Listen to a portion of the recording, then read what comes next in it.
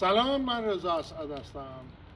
امروز میخوایم یه دونه هیوندای 350 رو بهتون معرفی بکنیم. مالکش اسم این ماشین چیتا گذاشته. حالا بریم ببینیم این چیتا چی داره. بفهم. بگو ببینم چه کردی روی این ماشین؟ عرضم به خدمت شما که اینم یه هیوندای 350 مثل بقیه ماشینا بود.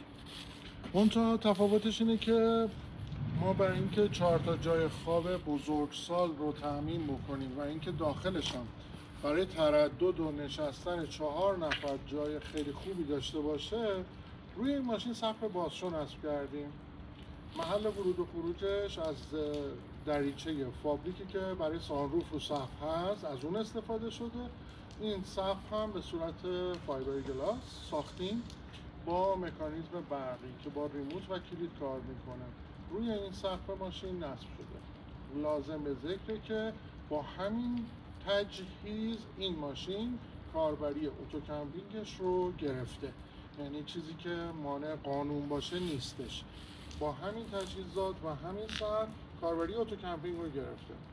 تو بیرون این ماشین امکاناتی که براش گذاشتیم سایبون، پروژکتورهایی که دور تا دورش هست، سینکوگاز بیرونی و سوکت هایی که برای پر کردن مخزن، تأمین برق 220 ولت و خروجی کیت دوش بیرونی هستش. حالا بریم از نزدیک با جزئیاتش آشنا بشیم. ماشین هم پروژکتور لایکاری هستش که اینجا گذاشتیم به صورت خط زنه. فوق‌العاده نور خوب و کاربردی داره توی مناطقی که نور شهری وجود نداره، مثل بیابون، کویر و داخل جنگل. سایبون 12 ولت کمپری اینجا نصب شده و 2 تا پروژکتور هم برای روشن کردن فضای بیرون ماشین توی شب. این قسمت سینکوگاز بیرونیشه. من این سینکوگاز رو خیلی دوست دارم. رو ماشین خودم هست. وقتی که این سینکوگاز رو ماشین هست عملا دیگه از گاز داخل ماشین استفاده نمی‌کنی. چون آدم تو دل طبیعت یا هر جایی که رفته کمپ کرده دوست داره تو محیط باشه. اگر که این نباشه مجبوری برای آشپزی یا حتی یه چایی ساده هم می‌خوای درست کنی بری داخل ماشین. ولی وقتی این هست کنار میز و صندلیت چاییت هم گذاشتی اینجا یا پخت و پزت هم می‌کنی. همونجور که قبلا هم گفتم شعله های این سینک اجاق گاز طوری طراحی شده که توی باد به هیچ عنوان خاموش نمیشه. وقتی این توریاش قرمز میشه دیگه باد شعله رو خاموشش نمیکنه. یه سوال، فاضلاب این به منبع وصله یا میره زیر ماشین؟ تمام فاضلابا به مخزن وصله. فاضلاب مثل روشویی حمام، خود حمام، سینک چه بیرونی چه داخلی، اینا همشون میره داخل مخزن خاکستری. فاضلاب توالت ماشین اختصاصاً میره توی مخزن سیاه. این 2 تا مخزن کاملا از هم مجزا هستن، به هیچ عنوان به هم هیچ راهی ندارن و جدا جدا پر میشن. ظرفیتاشون هم بهم میگی؟ مخزن خاکستری این ماشین تقریبا 80 لیتر، مخزن سیاهش 50 لیتر. مخزن آبش چی؟ مخزن آبش 210 لیتره. یه سری ها میگن که خب سایز مخزن ها رو بزرگ بگیریم. ببینید از نظر استاندارد کمپر مخزن فاضلاب اصلا نباید بزرگ باشه، یعنی شما نباید حجم فاضلاب رو زیاد بگیری که قرار باشه توی سفراتون هی فاضلاب همراه خودتون ببرین. باید طوری طراحی بشه که بتونی سریع خالیش بکنی، هم ماشین سبک میشه، وزن زیادی رو با خودت نمیبری، همین که فاضلاب دیگه لزومی نداره زیاد باشه که همش همراه خودتون ببرید. توی خارج از ایران خب قاعدتاً چون کمپ سایت هستش اونجا به شما امکان اینو میدن که فاضلابتون رو به فاضلاب شهری یا همون اگو وصل بکنید، اصلا دیگه لازم نیستش که مخزن پر بشه. و این مخزن فقط برای اینکه از این مقصد تا مقصد دیگه‌ای که میخوای بری مخزنی داشته باشی که فاضلاب تو خیابون و تو جاده ول نشه. سوخت این اجاق گاز کپسول گاز LPG هستش. اجاق گاز داخل هم همینطور گاز LPG هستش که یه دونه مخزن 5 کیلویی برای این کار کافیه. جفت اینا ضامن داره قفل میشه، یعنی وقتی که گاز میاد بیرون قفل میشه دیگه، به هیچ عنوان نگران این نیستی که حالا موقع پخت و پز این یه دفعه ولشه بره داخلش. اینم همینطور. و در نهایت درش هم که قفل میشه. این قسمت سوکت برق ورودیش هست، جایی که برق شهری داشته باشن یا موتور برق. فقط کافیه این سوکت رو وصل کنن و دو شاخه رو به برق یا موتور برق وصل بکنن. دیگه تمام مصرف کننده های ماشین میان از برق شهری استفاده میکنن، یعنی برق شهر میره داخل ماشین تبدیل میشه به برق 12 ولت. از طرفی هم شارژری که رو ماشین گذاشتیم به صورت اتومات باتریای قسمت کمپر رو شارژ میکنه. وقتی اینا فول شارژ بشه، رله ایزولاتوری که براش گذاشتیم فرمان میده که باتری خود ماشین رو هم شارژ بکنه. تو قسمت پشت یه دونه باکس هستش که برای وسایل زاپاس این ماشین زیرشه. این قسمت هم برای نصب دوچرخه در نظر گرفتیم که حالا هنوز آماده نشده ببندیم روش اینا. و پشت هم یه دونه مالبند برای اینکه بتونن جت اسکی پشتش ببندن. قسمت عقب دوباره دو تا پروژکتور هست. روی سقف فایبر گلاسی که گذاشتیم از اینجا مشخصه پنل خورشیدی روی اون نصب شده و با سقف بالا و پایین میشه. این قسمت یه دونه سوکت تکیه کارباشی یا دوشه که فقط آب سرد هست، یه دونه هم دوشه دو خروجی، یعنی در واقع هم آب سرد هم آب گرم هستش برای دوش گرفتن بیرون ماشین. این هم که اگزوز بخاری و کمبی است. از اینجا هم مخزن آب پر میشه. این صدا چیه میاد؟ این صدای کوره بخاری هستش روشن الان. این دریچه سیمی هم که اینجا میبینی برای خالی کردن مخازن فاضلاب هستش. به همین راحتی اینو میکشین، دریچه مخزن باز میشه، تخلیه میشه و فشار میدین بسته شد. شیشه های فابریک این ماشین رو تغییرش دادیم که بتونیم پنجره کمپری نصب بکنیم. این شیشه برش خورده است و از جنس خود شیشه های ماشین، یعنی شیشه سکوریت هستش. وسطش باز شده که پنجره کمپری نصب بشه. حسنی که این پنجره داره قابلیت باز شدن داره، دوجه داره است و پرده و توری داره. از داخل پرده و توری داره. دیگه بیرون این ماشین چیز خاصی اونم خروجی فن اون حمامه. بله. خب حالا هم میتونیم از عقب ماشین شروع کنیم. آره از عقب شروع کنیم، بعد بریم داخل دیگه یهو بریم تو.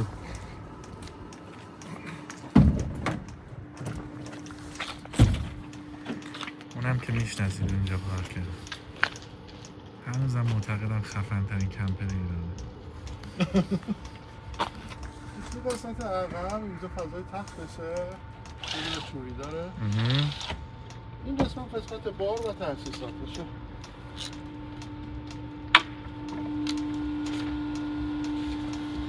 فضای اینجا به خاطر تاسیساتی که داشته یه مقدار زیادی اشغال شده. این قسمت زیر کولر در جای این ماشین هست. این کولر با برق 220 کار میکنه و به وسیله این کانال هایی که داره سرما منتقل میشه به جلو. یه کانال هم اونجا داره که سرما از اونجا روی تخت و توی راهروی وسط. این بخاری و آب گرم کنشه که در اصطلاح بهش میگیم کمبی. این هم هوای گرمش رو به واسطه کانال انتقال میدیم به جلو. این قسمت پشت فریزری هست که داخل ماشینه، یعنی درش به داخل باز میشه. این قسمت پشتش هست. این قسمت پشت سینکروگازی هستش که از بیرون باز میشه. این قسمت که اون بالا یکی از مخزنات پشت این دیوار، پشت اون دیوار هم یه دونه از مخزنات هستش. این قسمت هم تابلو برقش، این هم تابلو برقش PLC و با HMI کنترل میشه.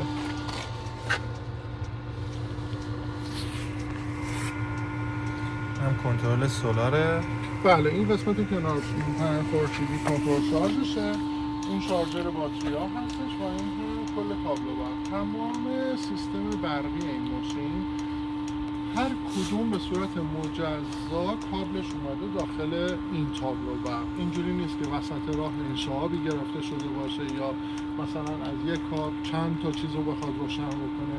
هر کدوم از این روشنایی‌هایی که داخلش می‌بینی یا هر کدوم از مصرف کننده‌ها به صورت مجزا لاینش اومده داخل این تابلو برق.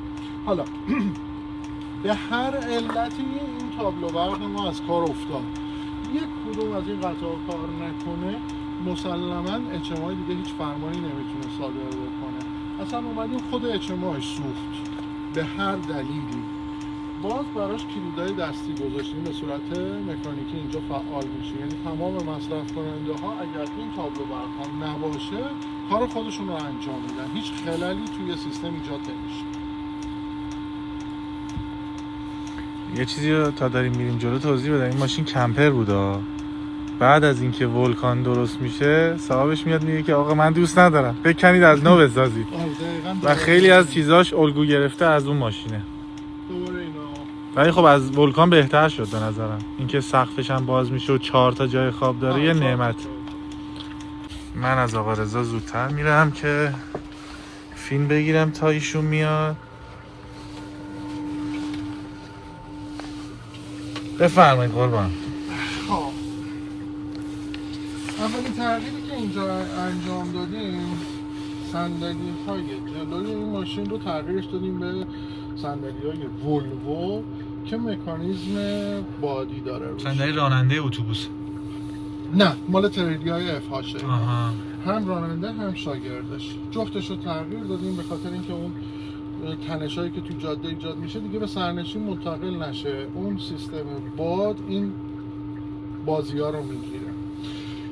یه دونه میز و 2 تا صندلی هم که اینجا هست، میشه یه حال 4 نفره برای غذاخوری. این میز قابلیت اینو داره که شما توی 3 جهت بتونی قفلش کنی برای اینکه راحت بتونی استفاده کنی. اگر هم نخواستیش که کلا جمعش کنی این قسمت رو میره زیر خودش قفل میشه. بعد باتریا زیر این 2 تا صندلی نصب شده، بخوایم ببینیمشون این زیر.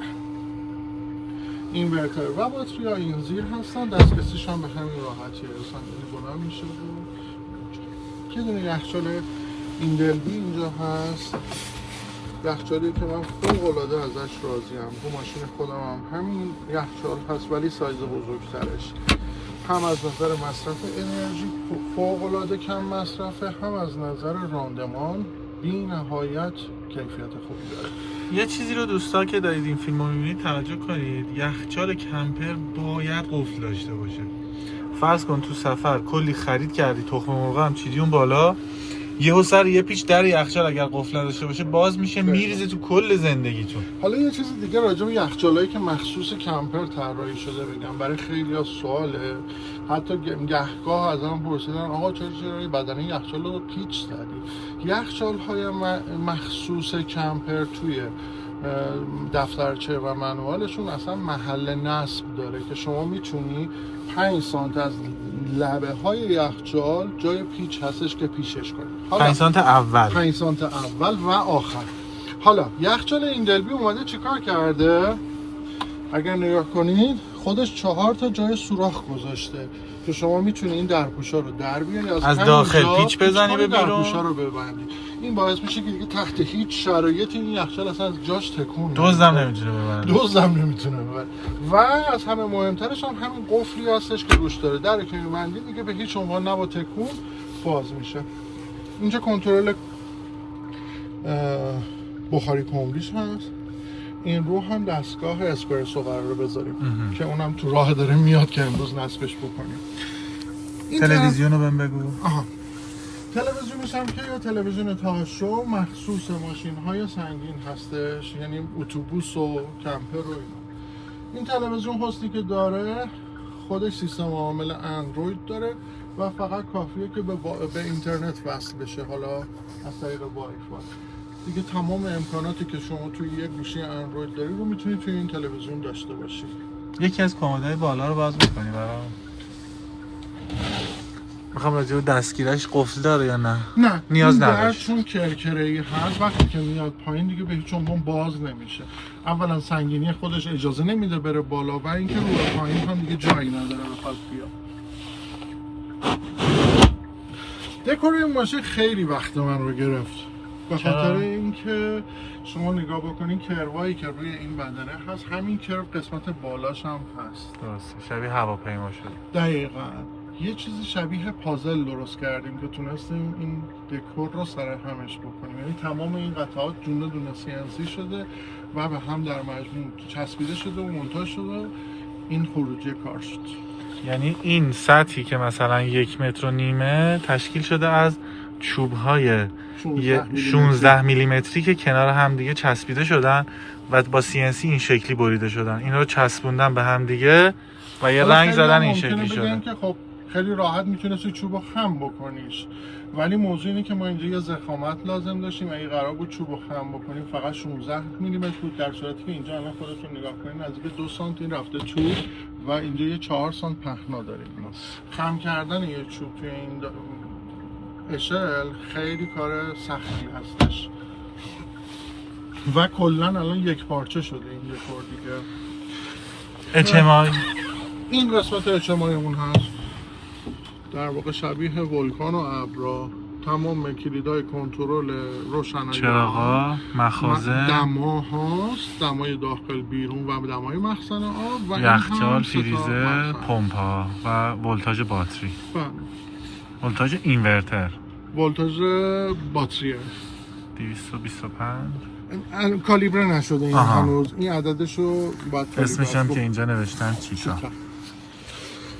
بعد خب این قسمت همونجا که توضیح دادم بیرون. بذار اون آخر، الان یخچالو بهم بده چون باید بیام برم بالا. این هم سینکو گاز تتفورد 3 شعله، فوق العاده کیفیت خوبی داره این سینکو گاز. خیلی باحاله. خودش فندک داره. البته کپسول گاز الان بسته است که شعله روشن نمیشه. فاصله شعله‌اش طوریه که برای ایرانی پسنده در واقع. سینک های دیگه کمپری دو شعله فاصله ها نزدیک 2 تا قابلمه روش به سختی جا میشه، ولی این به واسطه برنج و قرمه سبزی و سوپ درست کنی.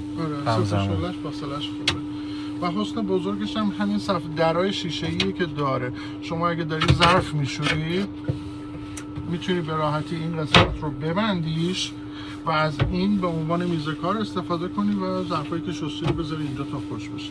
یا موقع آشپزی میتونی این باز باشه اونو ببندی به عنوان میز کار بغل دستت استفادهش بکنی. این زیرم که دیگه تا جایی که جا میداده کشو درست کردیم. استفاده کشو خیلی راحت تر از یه کموده. شکر تو کلامتون، این دستگیره رو ببینید تو حالت عادی باز نمیشه. این زامنه که فشار میدی باز میشه. بله خب. این زامن برای اون قضیه کمپر و سر پیچ و اینا که گفتم خیلی مهمه. الان ببینید دیگه باز نمیشه. توی کمپر طبق تجربه خودم و استفاده خودم کشو خیلی بیشتر از کمد استفاده میشه، به خاطر اینکه راهرو کوچیکه.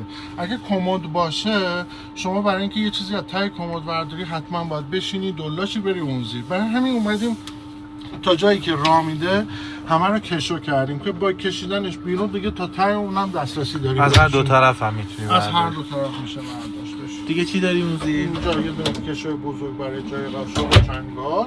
این قسمت دو تا کموده که یکیش مجبور بودیم کپسول گاز باید بره این زیر چون فضای پشت دیگه خیلی جا نداشت. اون فضای اولی؟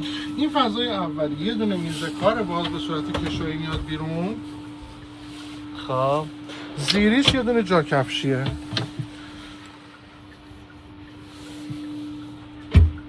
یه جامون عوض کنیم.